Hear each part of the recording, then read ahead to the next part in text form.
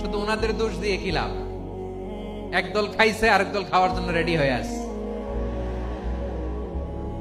কোরআন থেকে প্রেসক্রিপশন না নিলে সমাজ সুন্দর হবে না। কোরআনের প্রেসক্রিপশন না মানলে রাষ্ট্র সুন্দর হবে না। কোরআনের প্রেসক্রিপশন অ্যাপ্লাই না করলে শুধু দুর্নীতি দমন কমিশন দিয়ে দুর্নীতি বন্ধ করা যাবে না।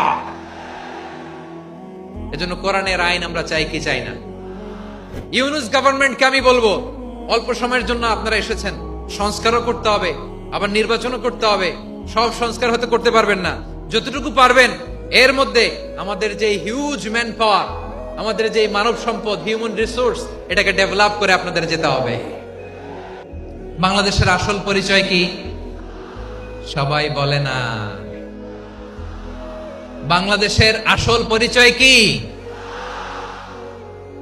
এই ইসলাম নিয়ে আমরা সংসদ ভবন সাজাবো, রাজি আছি না নাই?